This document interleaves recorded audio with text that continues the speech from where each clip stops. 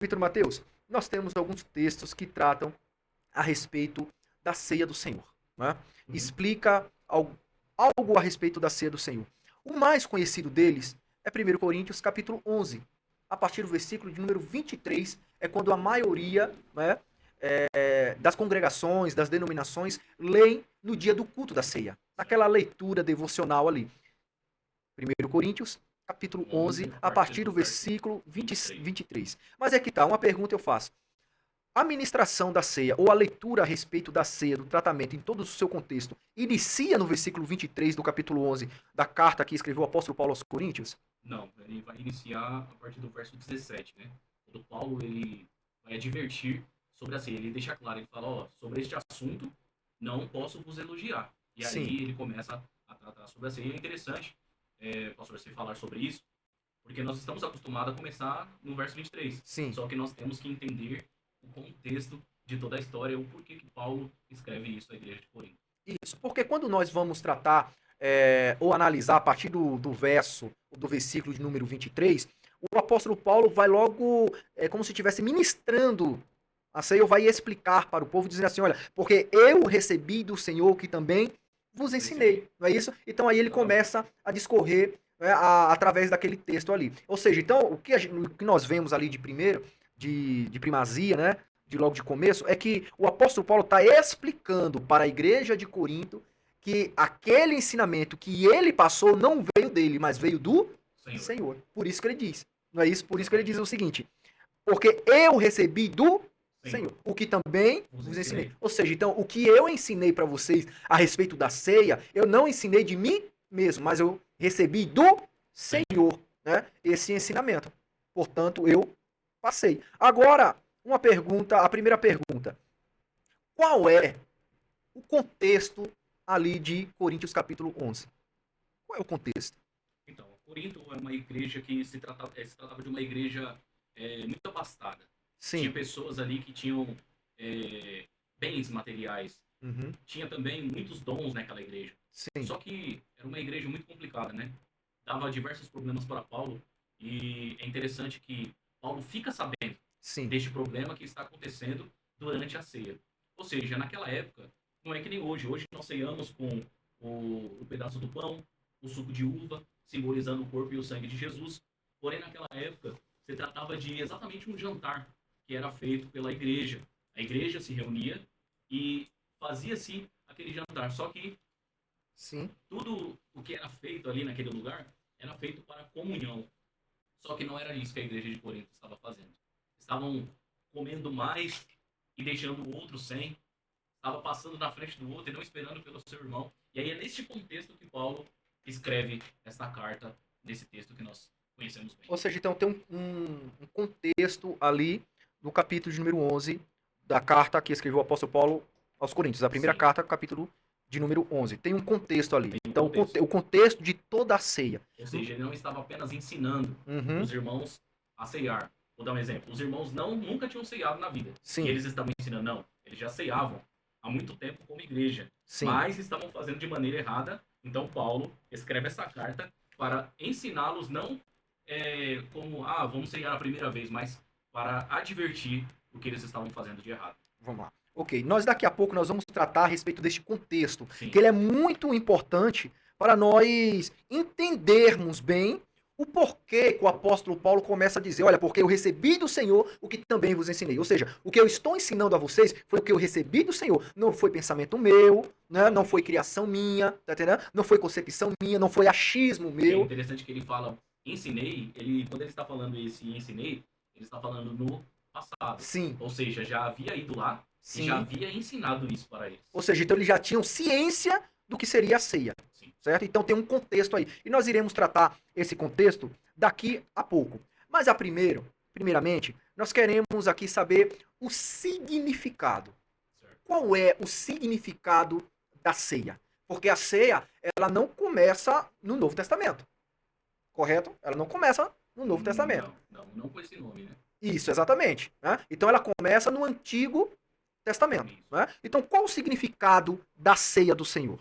Ela vai apontar para o sacrifício do cordeiro. Sim, No Antigo Testamento, ela se inicia na Páscoa, Sim, Nós vemos que essa festa, que nós conhecemos como Páscoa, ela foi instituída no Antigo Testamento. sim, A última praga que Deus manda ao Egito para libertar o povo, para convencer Faraó de liberar o povo, é que tivesse a morte dos primogênitos do Egito. Mas antes, Deus dá um alerta a Moisés. Dá ali o segredo para Moisés. Olha, Moisés, como vocês vão livrar os primogênitos de Israel, do povo hebreu? sim, Ou seja, tome para si o cordeiro, sem mancha, sem mácula, novo ali, sim, sacrifício, aquele que... E aí eu acho muito interessante que trata-se essa comunhão, porque Deus ele fala para Moisés, aquela família que for menor, junte-se com uma outra família para comer junto ali. Já trata-se ali da comunhão, sim, né? A família que fosse pequena, ela não ia comer uma certa porção e desperdiçar o resto, mas ia se juntar com uma outra família e comer junto. E aquele sangue daquele cordeiro sacrificado, sim, eles, Deus ordenou que pintasse os umbrais da porta, né? Sujasse com aquele sangue, né? Cobrindo-se a porta. Para quê? Para que na hora que o anjo chegasse para ferir os primogênitos do Egito, o sim. povo de Israel estivesse liberto. Então ali começa-se a Páscoa, simbolizando a libertação do povo de Israel do Egito. Começa-se ali então, pastor. Ou seja, então o que já dá para entender, você que está nos assistindo neste exato momento e também nos ouvindo pelas diversas plataformas, é que a ceia do Senhor é muito além do que aquilo que apenas nós pensamos ou imaginamos. Vai além. O Isso. texto sagrado vai dizer. Nós entendemos que para o povo do Antigo Testamento era um ritual memorial. Não é isso? Trazia à sua memória o livramento que Deus lhe deu, lhe tirando do Egito. Não é Exatamente. isso? Então é um rito, um ritual memorial. Não era isso? Ou seja, não era apenas lembrar de algo passado. Ponha bem isso na sua cabeça. Não era apenas lembrar de algo ou de um fato passado, mas era como se fosse assim, olha, eu vou atualizar a minha mente. Eu vou atualizar o meu ser. Por quê? Porque nós falamos isso. Você vai me entender bem quando eu falo isso.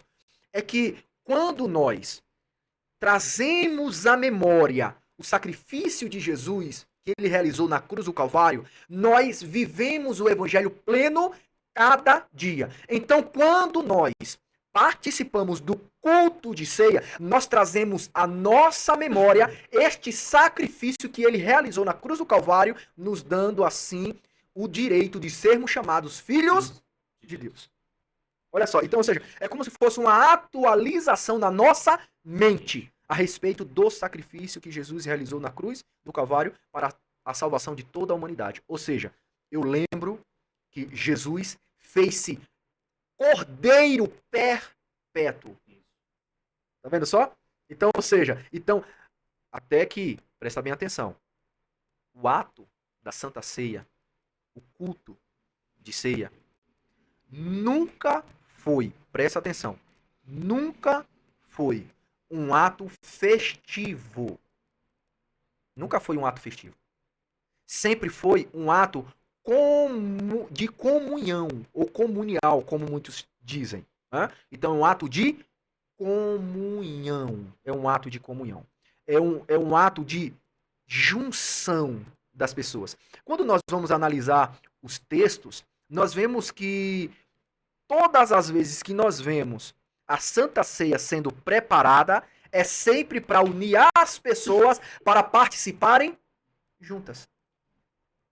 Então é um ato de fé e comunhão. É um ato de fé e comunhão. É impossível participar da ceia do Senhor plenamente se não tivermos comunhão com Deus e com a sua igreja, com Deus e com os nossos irmãos, porque é um rito memorial e um rito de comunhão entre a igreja.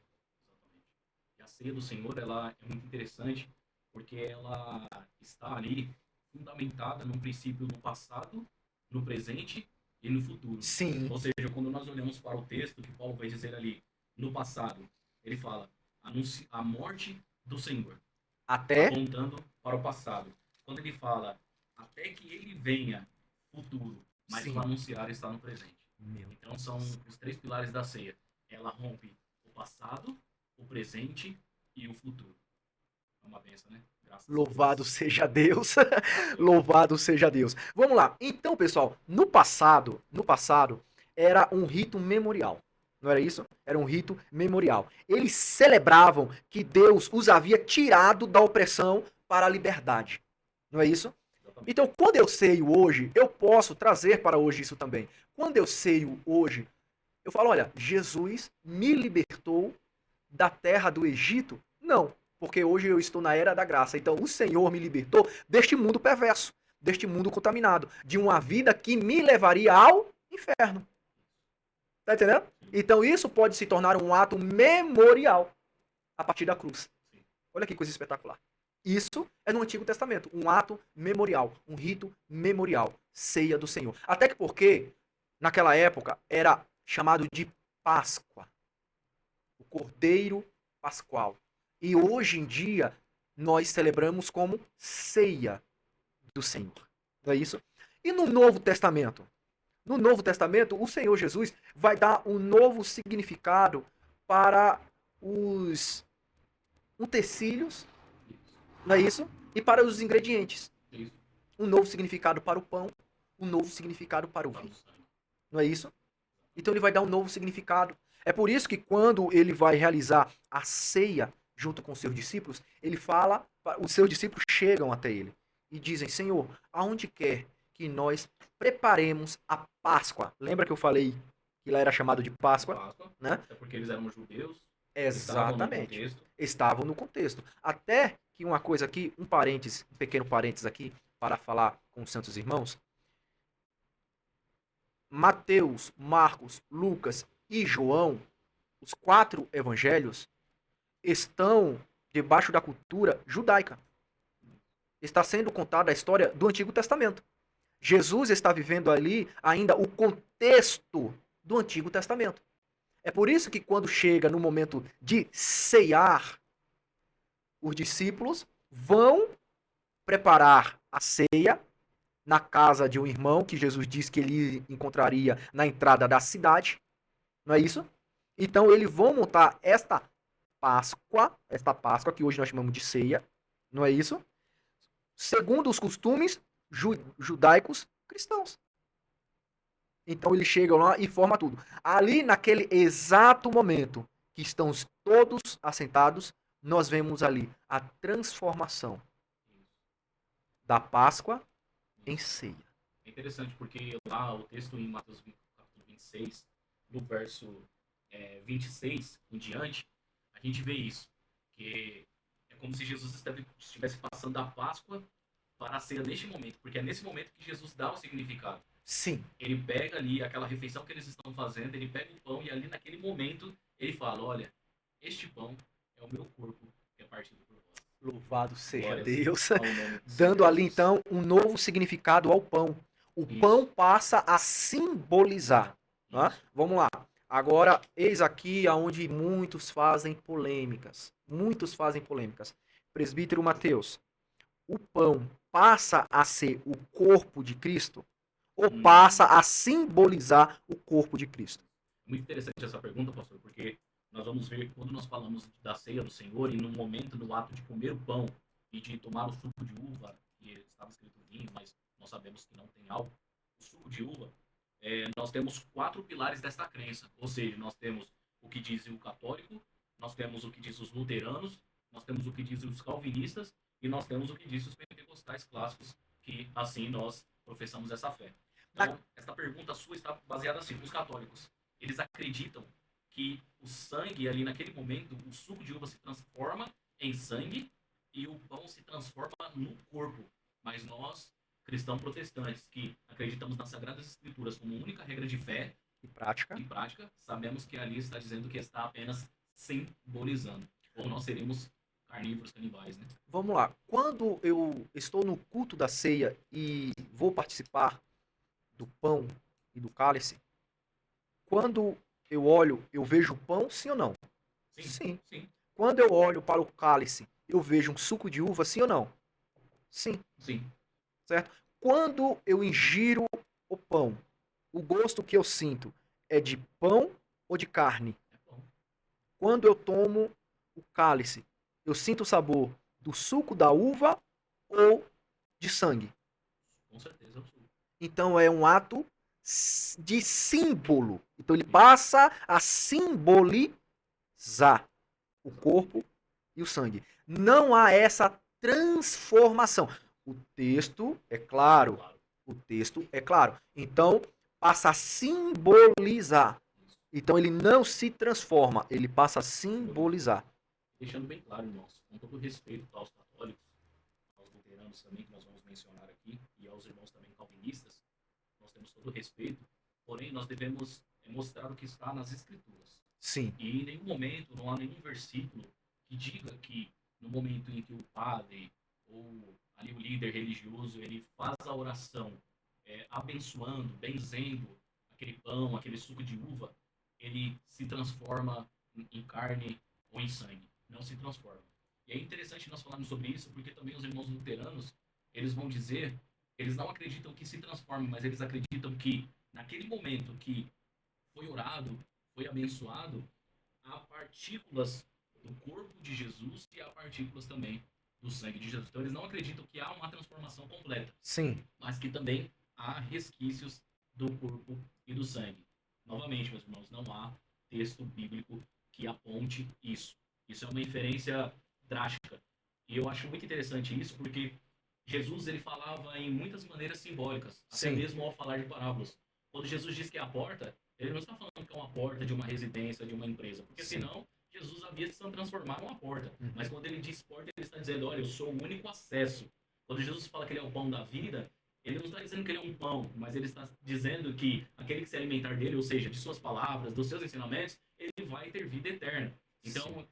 Jesus ele tinha essa maneira simbólica de dizer, e não significa que porque ele disse que ele era aquilo, que ele é literalmente aquilo. Então, essa doutrina de dizer que se transforma ou que há partículas cai por terra. É Exato. interessante também os irmãos calvinistas, que são alguns até bons de Bíblia, da palavra de Deus, eles vão dizer que Jesus está presente espiritualmente no momento da ceia, mas nós também não temos textos bíblicos dizendo que Jesus, no momento da ceia você já tem o Espírito Santo, porque Jesus subiu e mandou o Espírito Santo para ficar ali com os crentes, né? Não vos deixarei órfãos, enviarei o Espírito Santo. Então o Espírito Santo está conosco, mas aí a segunda pessoa da Trindade, Jesus, desce no momento da ceia e fica conosco espiritualmente. Nós também não temos nenhum texto bíblico que comprova isso. Ou seja, nós acreditamos, e o que é mais bíblico é o que o pentecostal acredita, que se trata de algo memorável, Memorial. algo simbólico. Ou seja, naquele momento que nós estamos ceando, nós estamos fazendo o que Paulo diz. Nós estamos anunciando a morte do Senhor até que ele venha. Até que ele venha. Louvado seja Deus. Irmãos, vamos lá. Nós não podemos introduzir nas Sagradas Escrituras aquilo que o texto não diz. Nós temos que trabalhar o texto. Né? As Sagradas Escrituras é a única regra de fé e prática. Jesus não vai estar conosco ou não estará conosco apenas no culto de ceia. Ele está conosco em todos os cultos. Seja o culto da família, denominado culto da família, seja o culto de ensinamento da palavra, seja o culto de campanhas, como muitos põem, né? Não importa, todo culto o Senhor Jesus está presente. Então ele não vai descer de uma maneira especial, porque é um culto de ceia. Pelo contrário, ele está conosco através do Divino Espírito Santo, porque ele prometeu, e estarei convosco todos os dias até a consumação dos séculos. Louvado seja Deus. Não é? Quando João Calvino ele vai dizer a respeito de que no ato da ceia o Senhor está presente, o ato da ceia o Senhor está presente, é que ele vai dizer que ali seria um momento especial. Né? Um momento especial. Só que é o seguinte, todo culto de louvor e adoração ao Eterno é especial.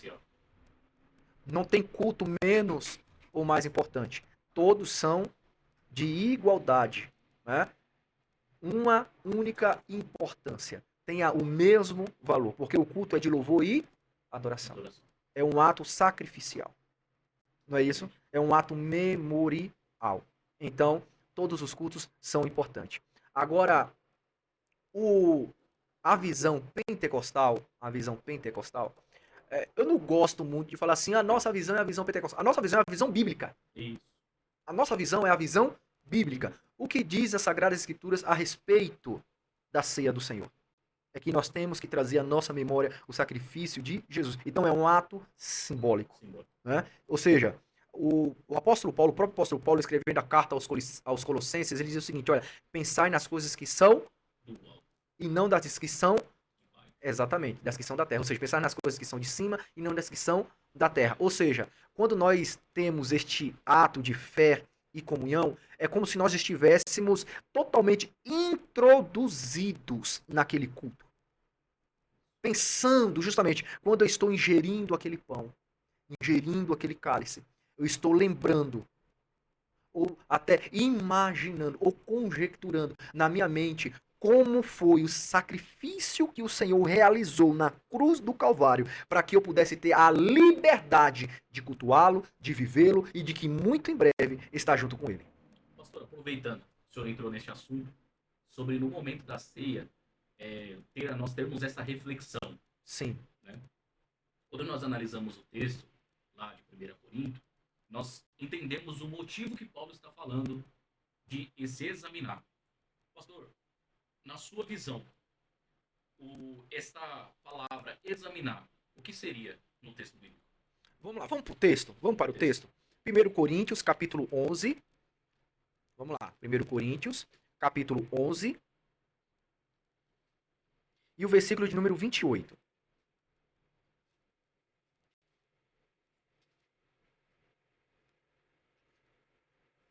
Isso, versículo 28. Diz assim: examine-se, pois, o homem a si mesmo, e assim coma deste pão e beba deste. Agora vamos para o versículo 29? Porque o que come e bebe indignamente, come e bebe para a sua própria condenação. Não discernindo. Sabe o que é discernir? Entender. Não entendendo o sacrifício do Senhor. Não discernindo o corpo do Senhor. Vamos lá. Só que o contexto de tudo isso é a partir do versículo de número 17. Esse é o contexto de tudo isso. Aí nós vamos entender o porquê que ele diz aqui, ó: examinai o homem a si mesmo, e depois de examinar, aí coma deste pão e beba deste cálice. O versículo 17 diz o seguinte, olha: nisto, porém, que vou dizer-vos, não vos louvo, porque vós ajuntais não para melhor, senão para pior. Porque antes de tudo ouço que quando vos ajuntais, aonde?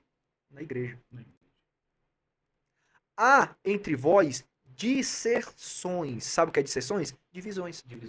Confusões. E em parte, o creio. E até importa que haja entre vós heresias, para que os que são sinceros se manifestem. De sorte, quando vos ajuntais num lugar, não é para comer a ceia do Senhor. Porque comendo cada um, toma antecipadamente a sua própria ceia, e assim um tem fome e o outro embriaga-se. Olha que coisa que está acontecendo. Porque comendo cada um antecipadamente a sua própria ceia, e assim um tem fome, o outro embriaga-se. Versículo 22. Não tendes porventura casas para comer e para beber? Ou desprezais a igreja de Deus e envergonhais os que nada têm? Que vos direi? Louvar-vos-ei? Nisto não vos louvo. Ou seja, ele está dizendo assim, olha, pessoal, primeiramente, vocês estão fazendo tudo errado. O ato de cear é um ato de comunhão entre os irmãos, entre a igreja. Salmo 133. Ó, quão bom e quão suave é que os irmãos vivam em união. E justamente na celebração da ceia. Por quê? Porque justamente é um ato de fé e comunhão. Então o que estava acontecendo ali? Cada um estava pegando a sua mesinha separadamente, porque eles levavam a sua ceia separadamente. É como você tivesse ido num casamento. Isso. E nós estamos lá para assistir aquela cerimônia matrimonial. Isso. Vocês lembram disso? Isso. Com certeza, vocês que estão nos assistindo neste exato momento, vocês já participaram de um casamento. Imagina só, você é convidado pelo noivo, pela noiva. É o momento mais importante da vida deles até aquele exato momento, porque haverá ali uma união. Dois se tornam um pelo poder do casamento. Então eles convidam vocês. Convidam todos nós. Aí nós chegamos na festa de casamento, nós sentamos para assistir, não é isso? Aquele ato matrimonial, aquela cerimônia matrimonial. Aí enquanto todos nós estamos lá sentados, quando o pastor está celebrando o casamento, aí a gente se levanta e já vai direto para as mesas. Para as mesas dos comes e bebes. Isso é um desrespeito. Você respeita a cerimônia. Quem vos chamou para a festa. Exatamente. E os demais convidados. Exatamente. Então isso é uma desonra. Eu estou desonrando os noivos. Não é isso? Eu não estou honrando o noivo, o dono da festa. Não é? Porque aquele dia ali é para eles. Não é isso? Então eu estou ali como testemunha fiel, não é isso? Da sua união. Diante de Deus e de todos os presentes, não é isso? Então o que é que estava acontecendo naquele culto de ceia, não é? E isso corriqueiramente, porque não era a primeira vez que aquilo tinha acontecido, não é? Então estava acontecendo algo parecido. Todo mundo estava indo para uma mesa separadamente, levando a sua ceia separadamente. Então não estavam em comum, não, estava havendo disserções. Este é o contexto de confusão. Então, o que Paulo vai dizer? Olha, estavam cometendo glutonarias, estavam comendo mais do que devia, mais do que saciar, e outros até se embriagavam com o vinho que era servido ou que eles próprios levavam. Não é isso? Só que também tinha os pobres, os miseráveis, os de poucas condições, e eles iam e não conseguiam cear. Até que porque os condimentos da época eram comida de fato. E não hoje apenas um pedaço de pão e um cálice de vinho, um pequeno cálice de vinho. Lá era de fato uma refeição. Então uns se abasteciam ao extremo e os outros ficavam sem. Tá? Então estava havendo esta confusão. Aí o apóstolo Paulo diz, olha, e nesta situação eu não vos louvo. Se alguém tem fome, que coma em casa. Vocês não têm casa para comer, não têm casa para beber, porque se aqui vós vos ajuntais, esperais uns pelos outros, para que não vos ajunteis para a condenação. Então, onde não há comunhão, há condenação. Meu Deus do céu. Então, quando o apóstolo Paulo vai falar aqui no verso de número 28, aí chegamos ao cerne da sua pergunta, da sua questão. Quando nós chegamos aqui no verso de número 28, já sabendo de todo o contexto, aí nós entendemos o porquê que o apóstolo Paulo vai dizer: examine-se, pois, o homem a si mesmo, e coma deste pão e beba deste cálice. Ou seja, pessoal, examine-se agora a si mesmo e veja se você é um dos tais que está fazendo estas coisas desonrosas. Ou seja, comendo desenfreadamente, né? Negligenciando os seus irmãos, deixando os seus irmãos necessitados sem a devida abastança. Tá? Então examine-se, pois, a si mesmo. E se você não faz parte destes que está fazendo estas coisas desprezíveis, aí sim, coma deste pão e beba deste cálice. E é interessante que ele conclui tudo no versículo 33. Como que diz? Portanto, quando for comer, esperai uns pelos outros. Mas se alguém tem fome, come em casa. Ou seja, se você está se reunindo para cear no intuito de encher a sua pança, olha, é melhor você comer em casa, porque se você comer assim lá, vai ser para condenação. Exatamente. Por quê? Porque é uma desonra. Então, se ali é um ato de fé e comunhão, e nós trazemos à memória o sacrifício, não é isso? Então, eu tenho comunhão com os meus irmãos, em uma só comunhão, em uma só fé, e uma só comunhão, eu vou trazer à minha memória o sacrifício que o Senhor realizou para que salvasse todos nós que em comunhão estamos com a sua igreja. Louvado seja Deus. Agora dá para entender então por que ele diz: examinais, pois, o homem a si mesmo, e depois coma deste pão e beba deste cálice. Ou seja, olha aí, você está sendo esse aí que está negligenciando. Pastor, e como então eu posso colocar para os dias de hoje? Como que eu posso, como que diz? Qual é a palavra correta? Quando nós estamos ministrando, aplicar. Como nós podemos aplicar para os dias de hoje? Simples. Nós temos que trazer, espiritualizar um pouco, porque é um ato de fé, tá? Mas nós temos que fazer o mesmo que o texto diz. Uma ação. Hoje não é uma ceia de muitos condimentos, não é isso? De muitos alimentos.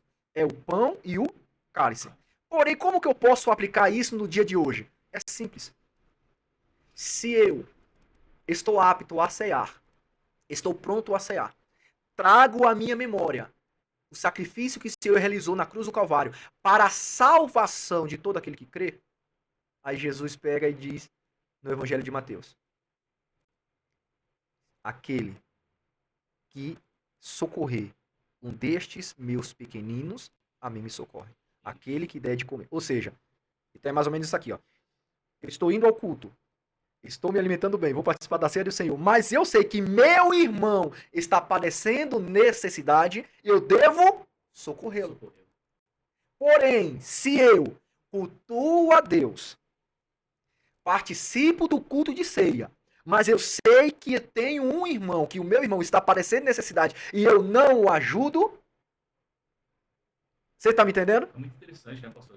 Isso que você trouxe, eu acho muito interessante, porque hoje nós aprendemos ao longo dos anos, e vemos bem isso acontecer dentro da igreja, que torna-se algo muito espiritual, Sim, deixa-se algo muito espiritual e cai nisso daí que você está falando. Eu sei que tem um meu irmão que está passando necessidade, eu sim, conheço pessoas que estão carentes de ajuda, que precisam ser ajudadas, mas eu espiritualizo de tal modo que para mim é importante, eu me importo só no pecado da pessoa, no erro da pessoa, se sim. ela está participando da ceia ou não por causa disso, mas eu não estou preocupado se ela vai ter uma refeição quando ela chegar em casa. Eu não estou preocupado se no próximo dia ela vai tomar café da manhã ou se ela vai almoçar. Foi muito interessante isso que o senhor trouxe, porque Jesus ele deixa claro. Sabe o que eu acho muito interessante que Jesus ele não proibiu Judas de ceiar, mas ele priorizou essa questão das pessoas que são necessitadas. Ou seja, Sim. eu estive preso, Ah, foste me visitar, eu estive com fome, me alimentou, eu precisei, eu estava sem abrigo, você. Quando fizemos isso, Senhor, quando você fizer para um destes pequeninos, a mim também estará fazendo. Graças a seja Deus. Deus. Queridos, o evangelho, ele é simples, porém saudável, né? Ele é simples, porém saudável e também pleno. Nós temos que viver o evangelho de maneira Lembra. plena, tá? Exatamente. Há aqueles que, de uma maneira equivocada, né? Equivocada, vai espiritualizar tudo. Não. O evangelho também é ação. Ela é ação. O apóstolo Tiago, ele vai dizer que a fé sem obras ela é morta, não é? Mas porém, não é as obras que me salvam, para que eu não me vanglorie, Isso. não é isso? Porém, um salvo, ele deve ou não praticar obras? Exatamente. Aí torna-se, quando nós olhamos para o salvo, ele se dá um fruto. Ou seja, a fé vai fazer com que você seja salvo. Não é por obras, é por fé. É a Sim, graça de Deus. Eu acredito, eu aceitei, eu me torno salvo, certo? certo. Mas qual é a característica do salvo? É dar frutos. Então, automaticamente, vai ter obras. Exato. Ou seja, então, meus queridos irmãos, nós damos frutos porque somos salvos. Não somos salvos porque damos frutos. Exatamente. Tá entendendo? As Simples assim. obras não salvam, mas eu, como salvo, pratico boas obras. E essas obras são semelhantes às obras que Jesus, o Cristo, realizou. Eu tive uma experiência, pastor. É interessante nós entrarmos nisso. Claro que por ética aqui a gente não vai citar o lugar, nem o nome de Sim, ninguém, nem deve. mas aconteceu comigo de uma pessoa, de uma família, que estava indo na igreja onde nós estávamos ali tomando conta, necessitar, falar que estava necessitado disso, daquilo outro, alimento, tá faltando isso e tal. E o irmão até me mandou fotos na época de como estava a sua geladeira, de como estava o seu armário. E não falo para me vangloriar, porque eu fiz mais que obrigação. E tem gente que hoje que ajuda e fica postando vídeo e foto de que está ajudando, né? E Jesus ele deixou claro que quando a mão direita fizesse algo ali, que a mão esquerda não soubesse.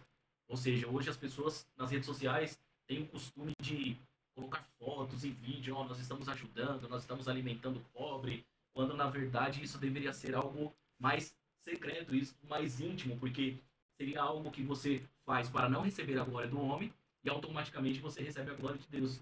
Mas eu tive essa oportunidade e quando eu vi aquela situação, a primeira coisa que tive em mim, a característica, o fruto, foi se colocar no lugar daquela pessoa que estava passando por aquela situação.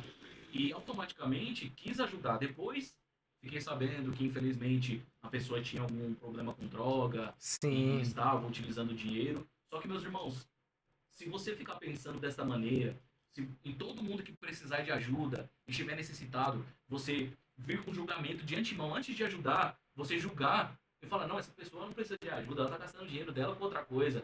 Não, meus irmãos, não. Nós, salvos, não pensamos nisso de imediato. Nós fazemos o que? A primeira coisa? Ajudar. Depois, os frutos daquela pessoa vai mostrar quem realmente ela é. E graças a Deus, pastor, eu não escutei as outras pessoas, tive a oportunidade de ajudar e hoje esse rapaz está trabalhando, está sustentando a sua família, Louvado está seja prosperando. Deus. Então nós entendemos que às vezes, se eu tivesse escutado as outras pessoas e não tivesse estendido a mão, talvez aquela situação poderia causar uma ira, ele poderia ter saído da igreja, da presença de Deus, poderia ter piorado nas drogas, mas a sua atitude muitas vezes vai de contra a sua vontade. A sua vontade é não ajudar, é julgar. Mas quando você coloca-se no lugar da pessoa e ajuda, automaticamente aquilo causa um efeito. É o Espírito Santo através de você trabalhando na vida de outra pessoa. Louvado seja Deus. Sabe o que é isso? Isso é viver o evangelho de uma maneira plena. Graças a Deus. Né? Quando Jesus vai conversar com os discípulos, aliás, ele está ensinando e os seus discípulos estão próximos. Mateus capítulo número 6, né, em diante, ele vai falar a respeito das esmolas, né? Olha, não façam que a sua esmola seja aparente aos homens. Né? Ele até chega no versículo número 3, ele vai dizer o seguinte, olha, que o que a sua mão direita fizer, a esquerda não saiba. Né? O que ele está dizendo assim, olha, que as tuas obras não sejam o holofote para demonstrar que você é bom. Exatamente. Tá entendendo? Porque aquele que pratica as boas obras de Cristo mostra que foi transformado por ele. Exatamente. Isso é importante, não é? Isso é interessante, não É é? interessante. Aqueles que fazem as obras de Cristo como ela deve ser feita, ele mostra que foi alcançado por Cristo, que foi transformado pelo Senhor, que foi transformado pela sua palavra, pelo seu evangelho. Se torna algo natural, né? Exatamente. Fazer o bem se torna algo natural para aquele que está salvo em Cristo Jesus. Exatamente. Meus irmãos, é muito interessante isso. Uma árvore de laranja, uma laranjeira, ela não vai dar outra coisa senão laranja. Exato. E se ela estiver em uma terra boa, sendo bem regada, ela vai dar um fruto doce. Ela vai dar uma laranja doce, excelente, sem precisar colocar açúcar, nem nada. Então Exato. significa o quê? Se você é uma árvore boa, você vai dar bons frutos. Se a terra que você está é uma terra boa, se você está se alimentando da água da vida, aleluia, se você está se alimentando de Jesus, toda a tua obra vai ser boa. Louvado seja Deus. Agora vamos lá. Pastor, como que isso está ligado à ceia? Querido, se você não participa de todo o evangelho pleno do jeito que ele é, o seu ato de cear, desculpe-me, mas está sendo nulo. Está sendo nulo, não está sendo válido. Porque é como se eu estivesse apenas ingerindo um pedaço de pão e ingerindo um pouco do cálice. Exatamente. Então vamos lá. Você sabia que a ceia, quando eu me preparo para cear, é como que espiritualmente eu já tivesse ceado? E naquele momento ali eu estou apenas concluindo, exatamente, tornando visível o ato de cear. Eu já fiz o meu autoexame. Você está entendendo? Davi, eu acho muito interessante que Davi vai falar, tanto no Salmo 51, quanto também um pouco no Salmo 139, ele vai dizer que o Senhor lhe viu ainda informe, ainda nas entranhas de sua mãe, ainda no ventre da sua mãe. Aí quando chega no Salmo 51, que ele está orando, ele diz assim, Senhor, olha-me, me vasculha, em outras palavras, lógico, me vasculha, e vê se há em mim, isso, sonda-me, e vê se há em mim algum caminho reto, e guia-me pelo caminho da justiça. Olha aqui algo interessante. O que é isso? É um autoexame. Ele é como se ele estivesse dizendo assim, olha, eu já me olhei. As coisas que eu encontrei, eu já contei para o Senhor. Isso. Não é isso? Eu já contei para o Senhor. Agora, se tem algo que eu não estou conseguindo enxergar, enxerga por mim. olha pra mim, Trata aí, Senhor. trata isso aí, tá entendendo? E se possível for, se o Senhor assim desejar, me guia pelas veredas da justiça, por amor do teu nome. Olha que coisa espetacular. Pastor, isso que você trouxe é muito interessante sobre Davi, porque quando nós trazemos isso para nós, para a nossa vida, e como nós abrimos os nossos olhos e entendemos que não existe ninguém perfeito. Sim. As pessoas hoje, muitas estão frustradas por aí, porque acredita que existe alguém perfeito. Uhum. Eu preciso alcançar a tal perfeição, a perfeição intelectual, a perfeição do corpo, qualquer tipo de perfeição. Não existe pessoas perfeitas. A diferença de muitas pessoas, de nós que estamos servindo a Deus e de muitas pessoas que talvez não estão mais na presença de Deus ou nem vieram para a presença de Deus, é entender que nós temos um Pai e que nós aceitamos o seu perdão. Ou seja, sou pecador, sou ruim, a minha natureza é caída, é pecaminosa, mas o Senhor deu o seu Filho unigênito para morrer na cruz do Calvário por nós, por mim. Ou seja, eu merecia isso? Não. Não merecíamos, mas Ele já fez, já está garantido. Então, em vez de você ficar se frustrando, se perguntando, eu quero chegar à perfeição, eu preciso, o que eu preciso fazer? Você precisa aceitar o Senhor Jesus como seu único e suficiente Salvador, e a partir deste momento que você deu o primeiro passo, Ele vai trabalhar na sua vida para as demais coisas começar a se acertar. E aí você vai estar um dia, vai se analisar e você vai falar assim, Senhor, na minha concepção tá tudo ok. Tô com dificuldade, isso é normal, tô correndo atrás, muitas vezes ali para lá e para cá, mas tô me firmando. Sim. Agora, Senhor, vê se tem mais alguma coisa aí pro Senhor me guiar.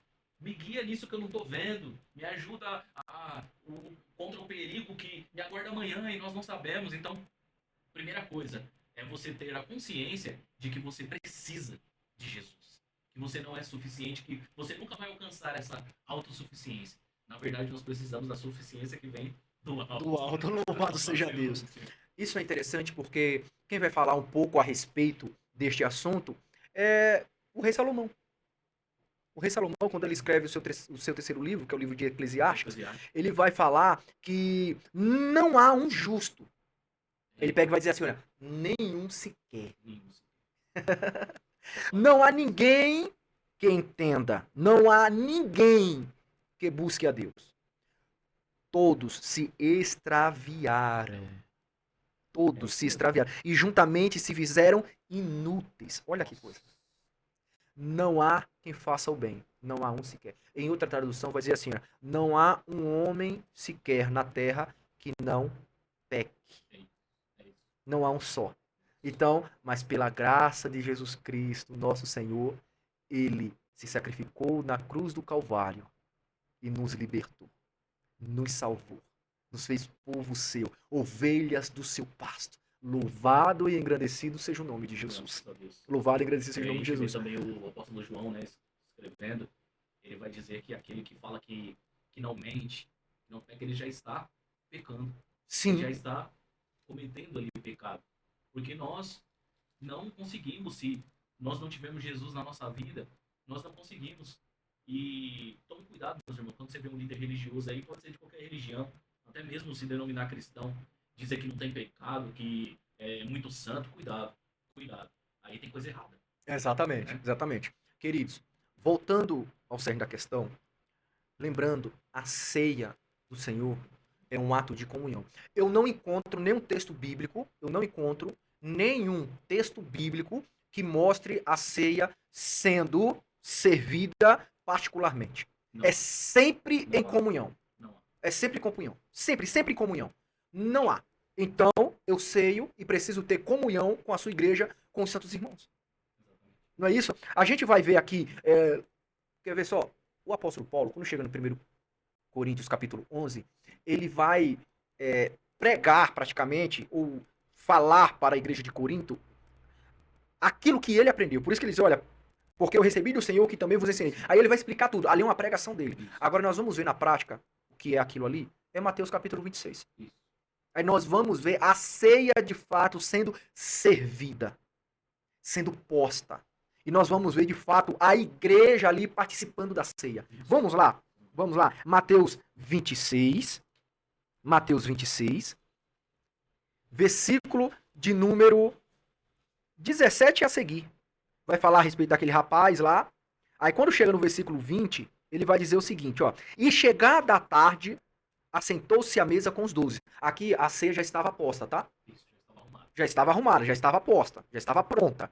Todos estavam sentados. Chegou no final da tarde, assentou-se à mesa com os 12. Com quem? Com os 12. Os 12 representavam quem?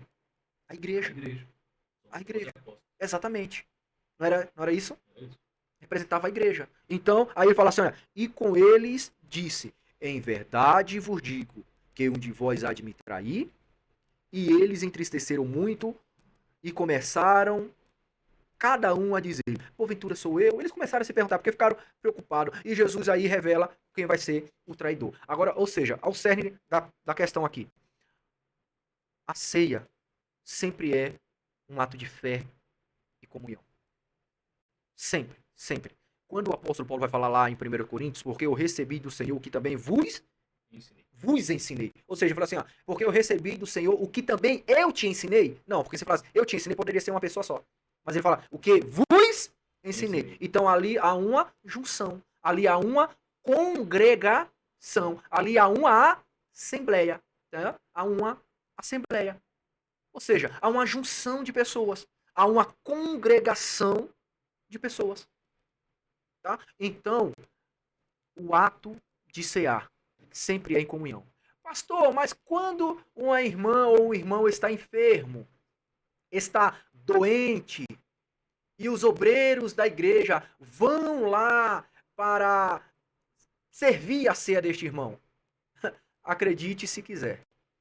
Mas naquele exato momento, a ceia do Senhor, a igreja do Senhor está presente. A resposta é sim. Vamos lá. Se essa irmã é crente, ela serve a Deus fielmente. Se Jesus voltar neste exato momento, esta irmã vai para o céu? Sim ou não? Esta irmã vai para o céu se Jesus voltar agora? Sim. Vai para o céu, não vai? Sim. Então, se Jesus voltar agora, ela está apta a ir para o céu? Sim, com certeza. Então, se ela está apta a ir para o céu, ela não está apta a cear? Se ela vai participar da ceia naquele dia, ela não está apta a cear. Então, você está me entendendo? Vamos lá. Se Jesus voltar neste exato momento, essa irmã é uma santa mulher de Deus. O seu esposo que não quer casar no papel, porque já entende que já está casado. Tá? Então, ela é uma santa mulher de Deus. Já mora, já vive com ele há anos. Todos os filhos que ela tem é dele. Isso, é dele. Se Jesus voltar neste exato momento, essa mulher vai para o céu? Com certeza. Então ela está apta a ir para o céu? Com certeza. Mas ela não está apta a cear conosco? Exatamente. Não é uma contradição que nós colocamos? Sim. Não é uma contradição bíblica, porque na Bíblia não tem na isso. Bíblia não há contradição. Tá? Mas não é uma contradição nossa, religiosos? Sim. Não é uma contradição nossas, denominações? Então, se Jesus voltar, essa irmã vai para o céu. Ela está apta a encontrar com o Senhor nos ares. Mas ela não está apta a cear juntamente conosco. Quem sou eu para deixar de fora uma santa irmã, proibir uma santa irmã de cear? Se Jesus se voltar, vai levar ela para o céu. Como se na aprovação de Jesus ela passasse, mas na nossa aprovação humana Não. ela não passasse. Mas quem é maior, Jesus ou eu? Com certeza, Jesus. Ah, opa. Então o grande aqui sou eu? Não, O grande é? Jesus. Ele vai levar ela para o céu. Mas eu não posso permitir que esta santa irmã de Deus participe da ceia. Biblicamente, ela ceia. Porque se eu proíbo ela de cear, é como se eu entendesse que ela está em pecado. Não é isso? Se ela está em pecado e um pecado consumado, e ela está em pecado, até Jesus voltar, ela vai estar em pecado, se o seu esposo não decidir casar com ela. Então é um pecado sequencial. Não é isso? A Bíblia vai dizer o seguinte, que aquele que confessa e deixa alcançará misericórdia. Eu vou falar para a irmã se separar?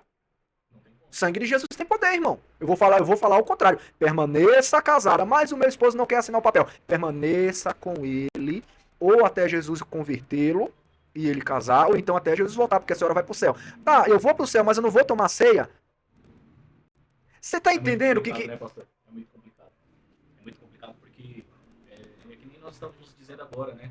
Infelizmente, você levar as questões bíblicas com inferência acaba se surtindo diversos assuntos, até que polêmicos, porque é algo que está enraizado há muito tempo, Sim, né?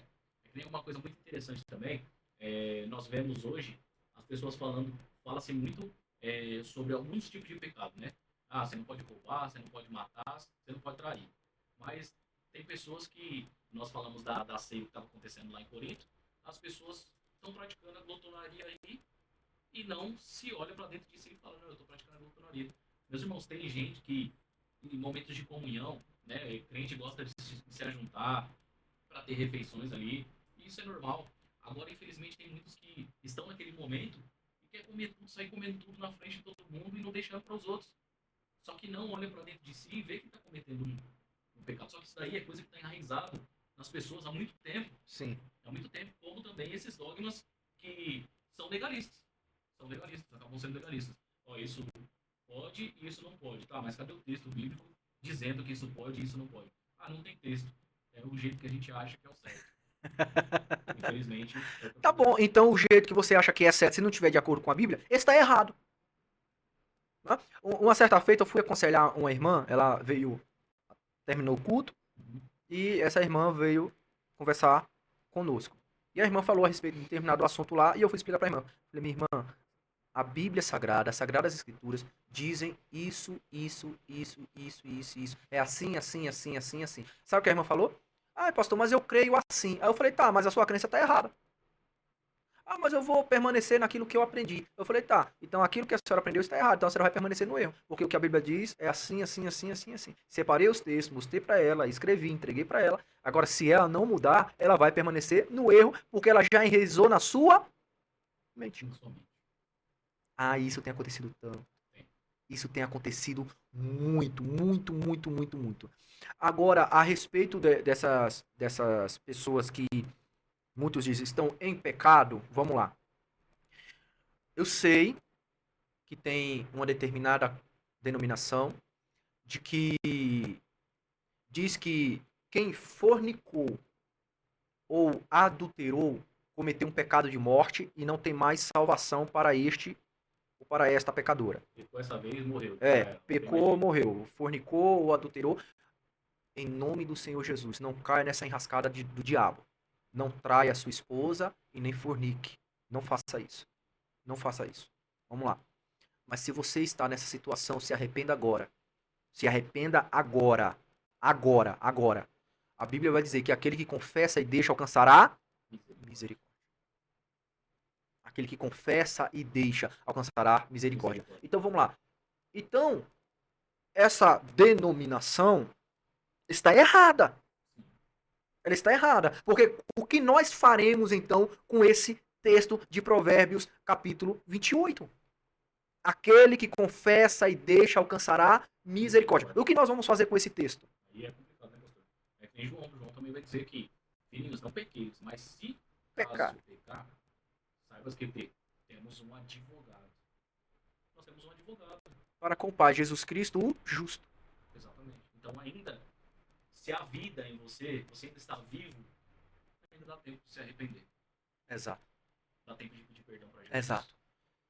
E faça aquilo que o seu pastor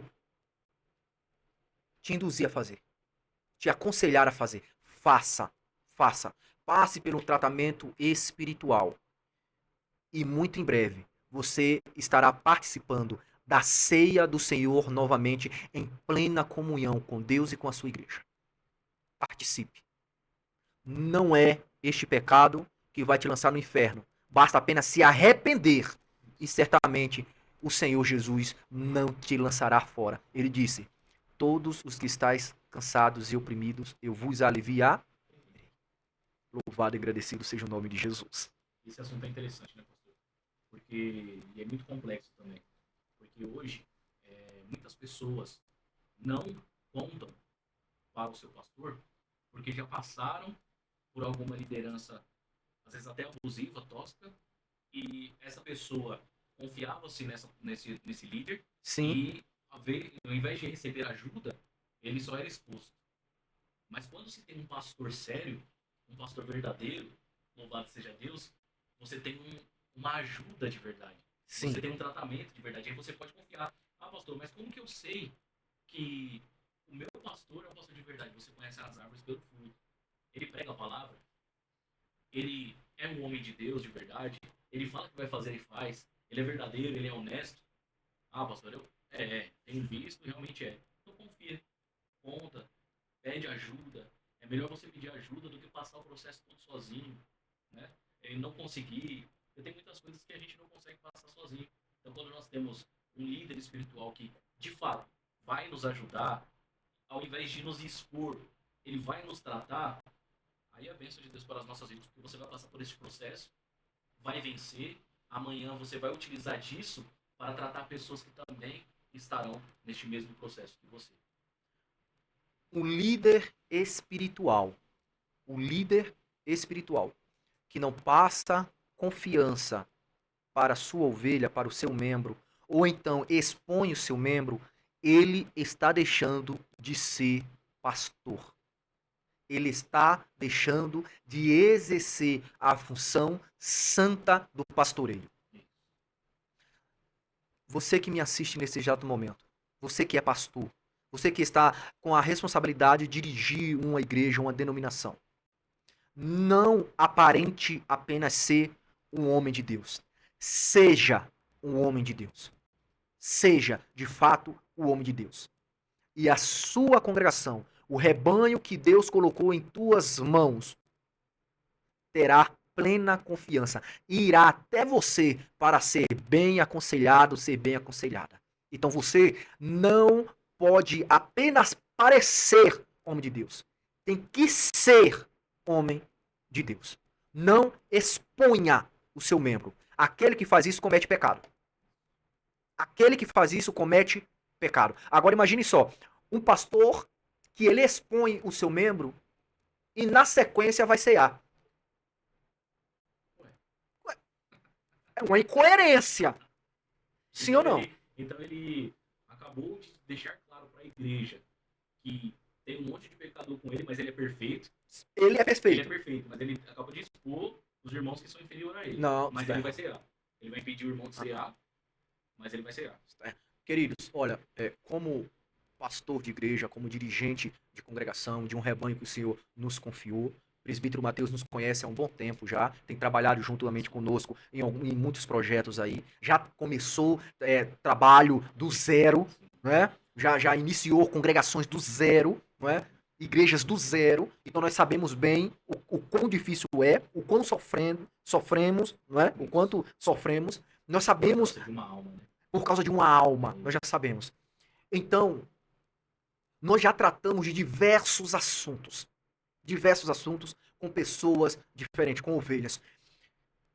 Nunca ninguém chegou até mim após o culto e falou: pastor, preciso de um aconselhamento pastoral, e uma outra pessoa ficou sabendo. É um tratamento particular, minha esposa sempre do meu lado, se for mulher, minha esposa sempre está do meu lado, minha esposa que me ajuda a atender, se for homem aí a gente pode tratar no individual, tá? Tratamos aquele assunto, é um assunto, cada caso é um caso, por mais que às vezes assuntos sejam parecidos, mas por que cada caso é um caso? Porque são com pessoas diferentes, com sentimentos diferentes, com pensamentos diferentes.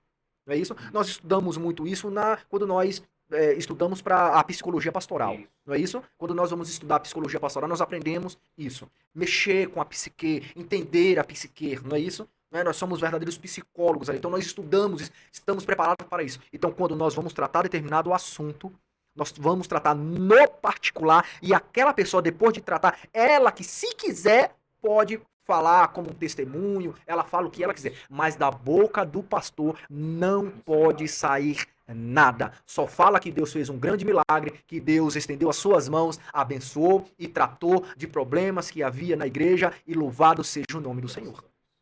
É isso mesmo. É interessante como cada pessoa é de uma maneira. Vai ter pessoas que se trata de algo realmente espiritual, vai ter certo tipo de problema que as pessoas têm traumas vindo até mesmo da infância, né?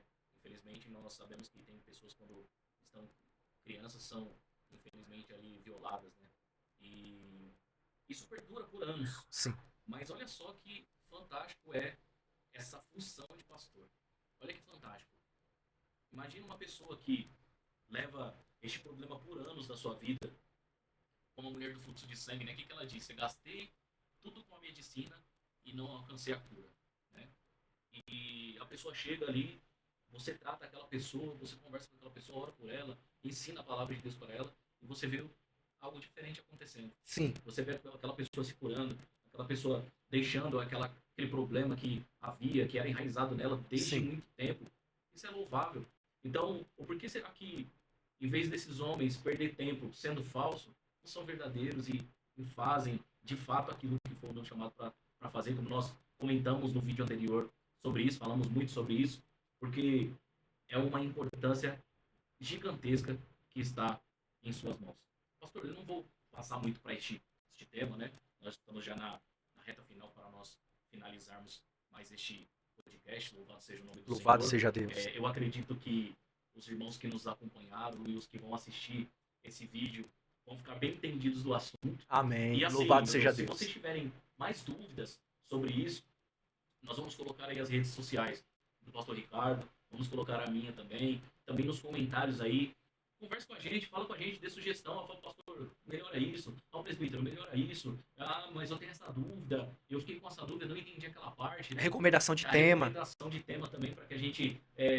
Ó, a Bíblia está aqui, meus irmãos. Força a gente a estudar, né? Isso. Força a gente a estudar para a gente trazer mais assuntos para cada um de vocês. Nós estamos aqui buscando, claro, né, com um coração humilde, não o aspecto de serviços, mas de ter um espaço maior para alcançar mais pessoas, Sim. né?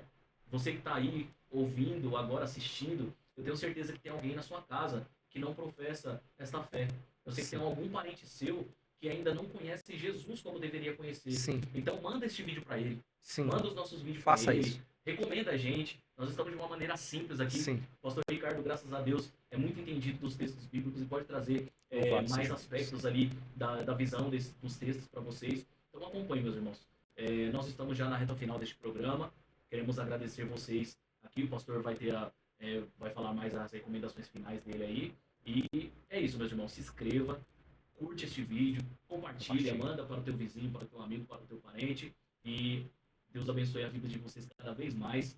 Louvado seja Deus. Eu creio que o Espírito Santo vai trazer mais paz, mais poder para vocês. Eu creio. Aleluia. A presença de Jesus na vida de vocês. Louvado seja Deus. Pastor Ricardo. Lembrando que a sua dúvida pode ser a dúvida de muitos. Então, coloque aí a sua dúvida e nós iremos te ajudar a entender o texto, tá? Com toda a humildade e sempre nas Sagradas Escrituras, porque é ela que é a nossa regra de fé e prática. Graças a Deus. Teve até um colega de trabalho que ele falou o seguinte, ele falou, pastor, o meu pai, ele quer montar um negócio, né? Um mercadinho. Aquele mercadinho de bairro ali, Sim. Começa como quitanda e daqui a pouco transforma em mercadinho, daqui a pouco tá uma grande rede aí, em nome de Jesus, né? Ele pegou e falou, olha, o meu pai, ele quer montar uma pequena quitanda para depois transformá-la em um mercadinho. Porém, ele tem uma grande dúvida. Eu falei, qual que é a dúvida? Ele pegou e falou, ele perguntou se como comerciante e crente, ele pode vender lá bebida alcoólica. Assim, a dúvida é porque é algo... Porque ele pegou e falou o seguinte, porque há muitos que vão lá procurar, não é? Vão procurar cerveja, né, e outras coisas mais. Ele pediu para perguntar se ele pode. E aí, meus irmãos, o que é que vocês entendem com isso? É uma dúvida, né? E esta dúvida dele, com certeza, é a dúvida de muitos outros. E certamente nós vamos tratar isso um pouquinho mais para frente aí, viu? Se você tem dúvidas parecidas ou outras também, tá? Coloque aí que pode se transformar, né, ou pode se tornar um tema aqui do nosso podcast. Tá bom? Agora nós não queremos aqui finalizar sem antes passarmos os endereços das redes sociais, tá? Aqui no YouTube, você coloca aí, ó, Uma Questão de Fé podcast. Lá você tem vários vídeos lá, tem shorts, né? Tem os vídeos completos dos programas anteriores, batismo nas águas, batismo com o Espírito Santo, Santa Ceia, não é isso? A arma mais poderosa para o crescimento da igreja, entre outros. Shorts tem um monte também. Então tem mais de 20 vídeos lá já, né? Programas na rádio, tem tudo lá. E nós vamos aqui cada dia mais crescendo na graça e no conhecimento e compartilhando as Santas Escrituras com você, telespectador. Tá bom? Então, Uma Questão de Fé podcast no YouTube. Curta, compartilhe e se inscreva no canal.